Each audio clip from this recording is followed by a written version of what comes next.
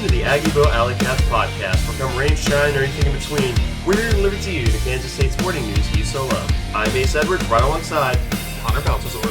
And welcome to this week's weekly recap, where we have a single basketball transfer to cover, which committed about 7 minutes ago from when we are recording this episode, as well as the Sunflower Showdown for the Batcats. But before we get into any of that, we want to thank the sponsor of the show, and that is Greg Arthur. If you want to be listed at the start of each episode and also help the show keep on trucking along, please be sure to visit the official supporters link in our podcast bio, and every single dollar really does count, and we really do appreciate it. But let's dive straight headfirst into the commitment of the former Cal State Fullerton Titan guard, and that is Max Jones. He's coming in. This will be his last year of eligibility, although he only spent 2 years at the D1 ranks after spending 2 years at the University of Tampa.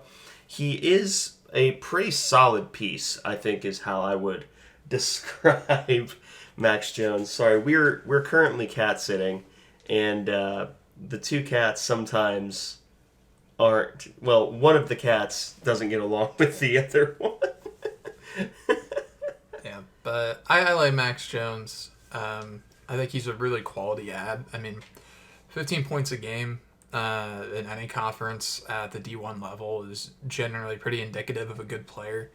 And he's also a really good outside shooter. He's career 39% at Cal State Fullerton. He shot 38.5% last year, which was a 1% drop from the year before. That's enough for me to not really care, or it's close enough for me to not particularly care about the drop. And he did that on almost 2 more three-point attempts per game as well. And he was taking a higher volume of shots in fewer minutes as well. He's also a pretty solid free throw shooter. Career 78.6% from the free throw line. He took 6.3 free throws a game as well last year. The only major concern is almost 3 turnovers a game to about 2 assists per game. On paper, that's a pretty big concern. I'd imagine that we're probably not going to ask him to be carrying as much of the offensive load as he was at Cal State Fullerton, because I think he was probably their second best player this last year. Yeah. So we'll be taking a bit of weight off of his shoulders and not asking him to do quite as much. So hopefully he can get those turnovers down, because 2.9 per game is pretty high. It's a big step up from his prior year, where he had 2.1 per game. But at the end of the day, he's a quality scorer, and he's good at knocking down open shots. And he's a good shooter from range, but he, for his 1.83 pointers per game, he still made 4.3 total baskets and just about 5 free throws per game. So he can score multiple levels. Not the most efficient when it isn't from 3. Actually shot better from 3 than from 2 last season. But again, maybe that's something that we can get figured out. But as a grad transfer, he's going to come in and be a really quality shooter for us and bring some offense in. Yeah, and it's worth noting that the reason why he didn't start or play in as many games this last season is because he was injured on the back end of the year for the last month.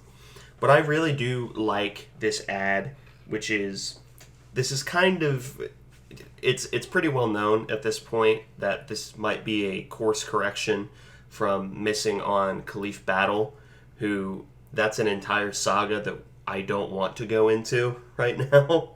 But this is still, even independent of that, this is a solid pickup.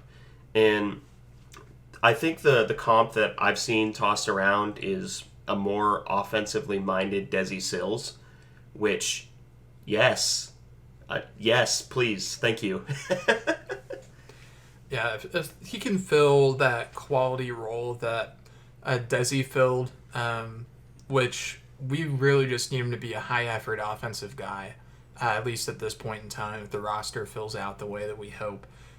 But it's big to get another spot filled. So I think we have 4 left now, 4 or 5. Yeah. And I'm not really counting on Arthur Kaluma being back. I am excited, though, for what remains.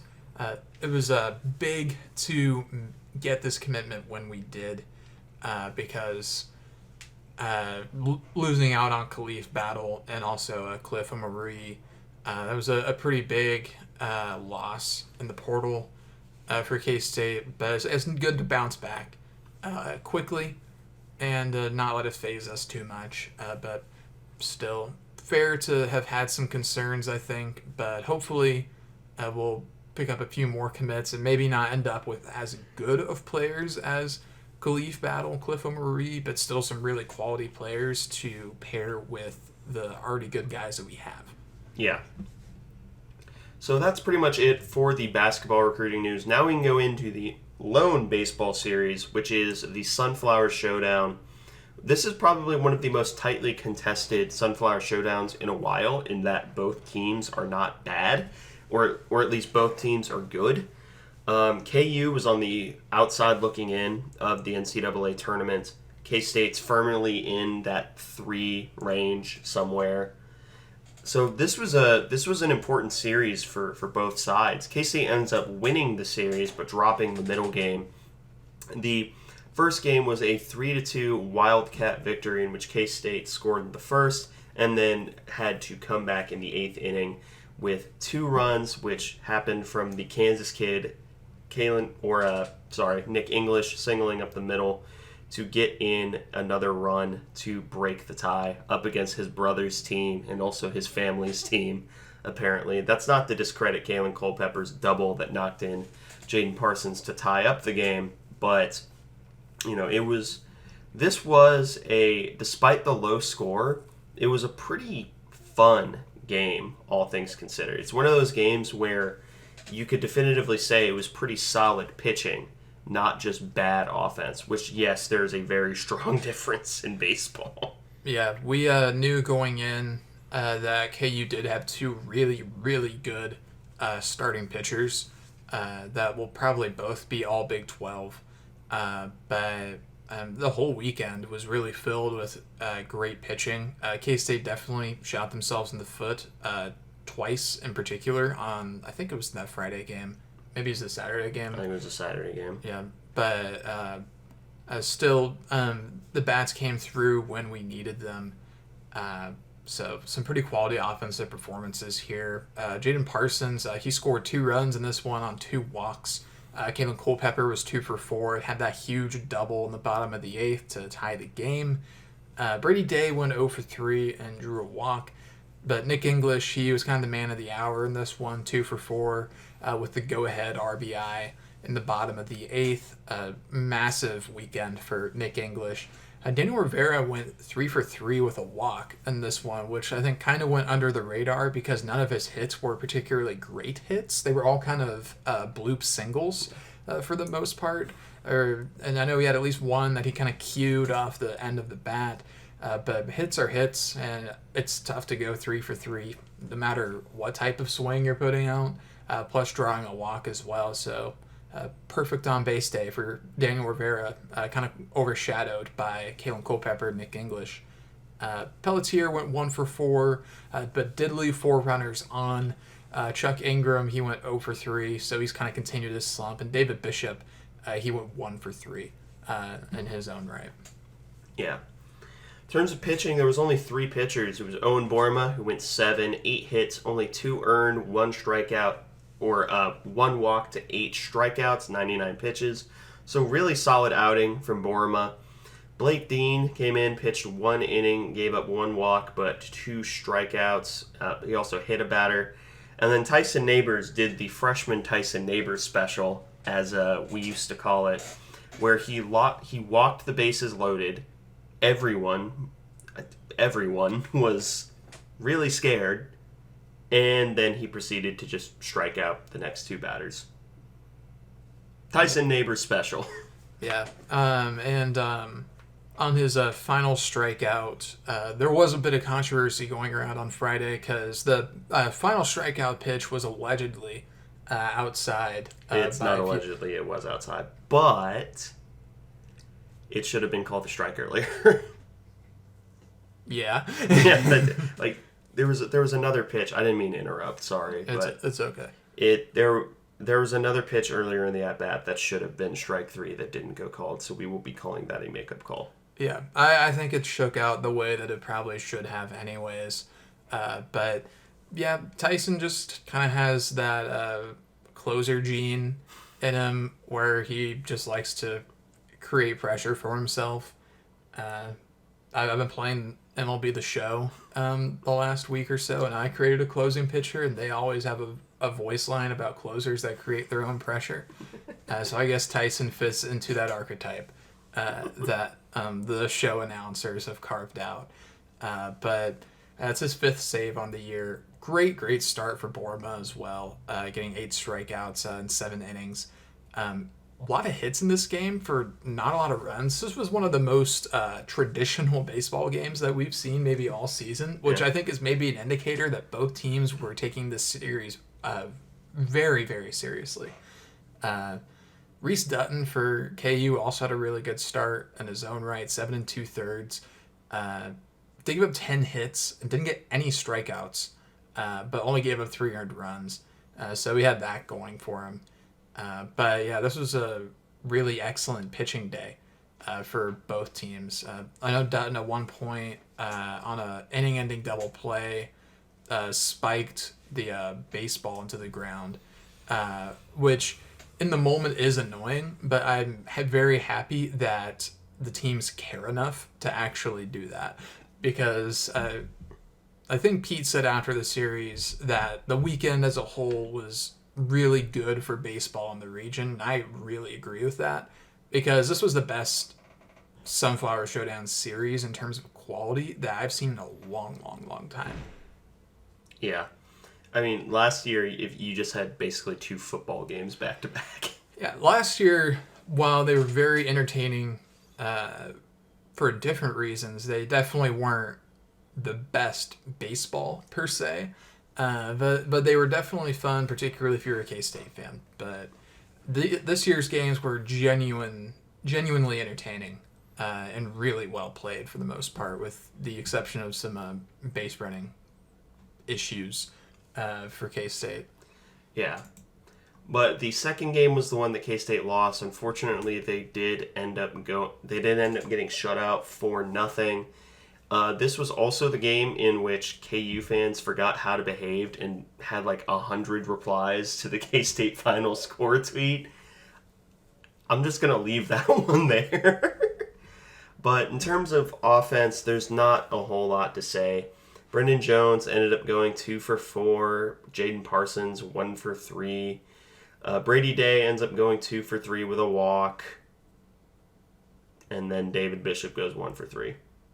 That's about it. That's really it.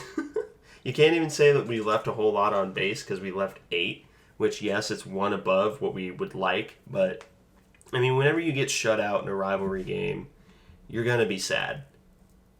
I was sad. Yeah. The pitching in this one was still quality from the K-State side, just not quite as good.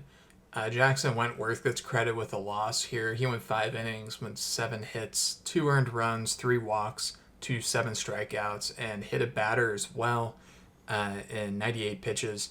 Cole Weisenbaker, he went 2 innings, 4 hits, 2 earned runs, 3 strikeouts, and hit a batter, so a little bit erratic for Cole. And then J.J. Slack went 2 innings, gave up 2 hits, and did not allow any runs. Only 18 pitches for him in that time. So it was a all around a fine day. The staff probably should have done a little bit better if we wanted to win, but also at some point you need some run support, and they didn't get any run support. So that's a huge loss for K-State, and this was a big win for KU as well, because I think similarly to our perspective that we really needed to win the series, KU really needed to take a game at least, and so both teams end up kind of walking out of this series like they'll never admit it, but like in terms of RPI implications, they got exactly what they needed and nothing more out of this series. Yeah. I also think it's worth noting that in this game, the problem with Jack was he just kept getting into full counts, and then they just kept fouling pitches off. And that's really what got him into trouble and why he could only go 5 with 98 pitches. Like he was starting to show towards, because the first 4 innings he was just embarrassing people. Like, he did not allow a run. You never really was in any danger. The only problem was the pitch count. And then the pitch count became the problem, and he got tired. And that's when KU jumped on him. Yeah, he just wasn't getting ahead in counts the way that he needed to, which is unfortunate because his stat line, while not bad by any stretch of the imagination, it's not particularly impressive. But yeah, he definitely could have done a lot better, but I'm not worried about Wentworth at all. The pitching staff didn't really have a worrying day for the most part. 13 hits is a bit much, but still they kept the runs to a pretty low number for the most part. KU just had a really good pitching day. Dominic Vogel, their day 2 starter, he's pretty incredible. He'll be probably a freshman of the year or something. I think he's a true freshman. He is. Which at least that means that he's only going to be here for 2 more years before he's like a second-round pick. But he's really, really good. Yeah. I'll save that thought for the very end. K-State ends up winning the last game as well. This was a 4-2 victory in which Blake Dean ends up picking up the victory and Tyson Neighbors gets his 6th save on the year. And once again, in the late stages of it, it was Nick English who was the hero. So Nick English is really the true freshman's really the MVP for the series going up against his brother's team. So, at Thanksgiving, he's going to bring that one up because, I would. But you have the offense. Yeah. Nick English, after an 0-for-4 day in Game 2, he moved into the leadoff spot and went 2-for-4, had that huge 2 RBI hit in the 7th inning. Did have 2 strikeouts, but all in all had a really good day. Had some pretty quality plays in the outfield as well this weekend, as I recall. He had, I don't remember which game it was, but he had at one point a relay throw into Bishop who went home, and both were perfect throws to save a run at the plate. Brennan Jones went 0-for-2, but did score a run off of 2 walks in this one. Kalen Culpepper went 0-for-4 with 2 strikeouts, unfortunately. Brady Day went 0-for-3, but he did have an RBI on a sac fly. Daniel Rivera 0-for-3, drew a walk. Jaden Parsons, though, went 3-for-4 in this one, and also stole a base, scored a run. Jaden Parsons has really been excellent down the stretch for K-State. He's been one of the few more consistent parts of K-State's offense as of late, which has been really great. Rafael Pelletier went 1-for-4, 2 strikeouts. Chuck Ingram went 0-for-2, but did score a run, drew a walk, and he had a sacrifice fly to bring in a run as well, but still 2 strikeouts. So while the strikeout numbers and at-bats are still not great right now for Chuck, at least he was able to put together a fairly decent performance despite not getting a hit, because bringing in a run in this close of a game and drawing a walk and scoring in this close of a game is just absolutely massive. And then David Bishop went 1-for-3. He's still pretty clearly hobbled, but still managed to steal a base at some point in this game. I think it might have been more of a fielder's indifference situation, but he's clearly not running 100%, but he's still a plus defender at first, regardless. He just has really great defensive skill, and he's kind of been putting it together behind the plate recently as well. Yeah. Which, that was sort of our big question mark with him at the beginning of the year, was if he was going to put it together at the plate, and he has, all to his credit. But in terms of pitching, Josh Wintrob got the start, went 4 innings, 5 hits, 2 earned runs, 1 strikeout, 60 pitches. Then Adam Arthur came in relief, pitched a third of an inning, got 1 walk, 1 strikeout, and 1 wild pitch. Then Blake Dean sort of, again, as he's done a lot, especially towards the back end of the year, sort of calmed everything down. Going 3 2/3, only 1 hit allowed, 1 walk, and 3 strikeouts, and 1 intentional walk. Then Tyson Neighbors came in for the last inning. We were officially referenced by the K-State baseball page, which is hilarious. But he goes 1 inning, gives up 1 hit, and then strikes out the side. Tyson Neighbors behavior. Yeah, it's a pretty typical Tyson Neighbors outing. I had a couple of really deep at-bats, if I remember. A few just kept fouling off, but he ended up winning again, or getting the save, I should say. But he won all those at-bats at the end because at the end of the day, there's just only so much that you can do to defend yourself against his variety of pitches. At some point, you're just going to guess wrong. And he pretty much is just kind of relying on that. He's going to keep throwing you 100-mile-per-hour fastballs and like 85-mile-per-hour hammer curves that break like 20 feet, and just gonna bet that at some point you're gonna like guess incorrectly, and that almost always happens. But I think also on pitching, Blake Dean I think got credited with 2 wins this weekend. I think he got one the first game. Yep. And the 2 wins that K-State had in this series were closed out with Blake Dean as the middle relief or setup guy, and Tyson Neighbors as the closer. So with Jackson Wentworth now moving into the starting rotation, the Dean Neighbors combo may be the knockout punch for K-State going forward. Yeah.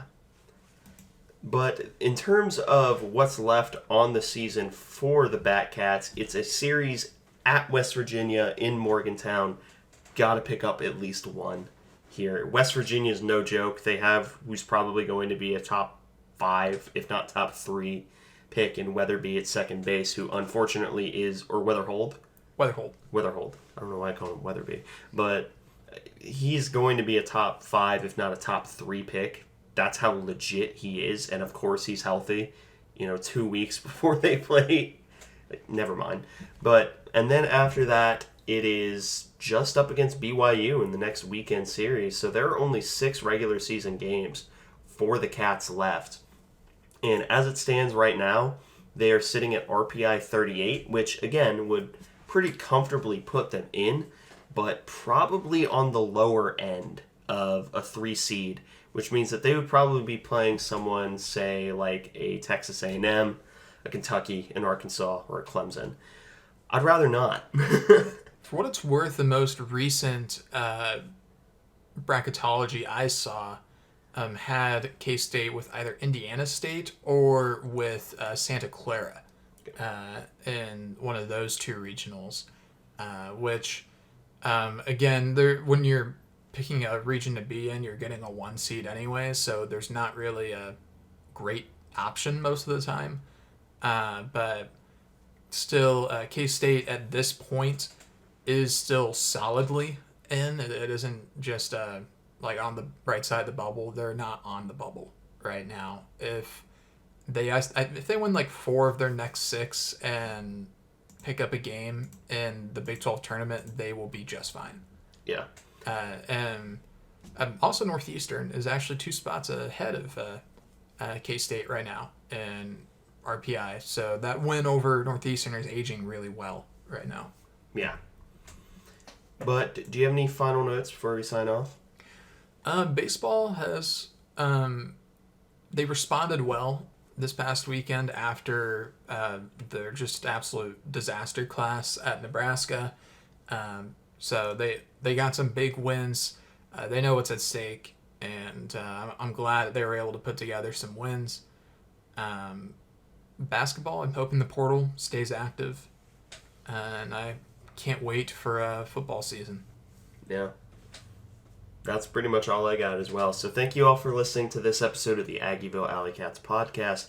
If you want to follow or contact the show, you can follow us just about anywhere at Aggieville Alleycats. And if you want to email us, we're AggievilleAlleycats@gmail.com. If you want to follow us on a more personal note, I'm at ACEdward00. I am at Connor Baltazar, capital C, capital B. And if you want to support the show financially, please be sure to check out the official Aggieville Alleycats merch store, as well as the supporters link, both in our podcast and Twitter bios. But most importantly, thank you all for listening to this episode of the Aggieville Alleycats podcast, where come rain, shine, or anything in between, we're here to deliver to you the Kansas State sporting news that you so love. Stay safe, Alleycats.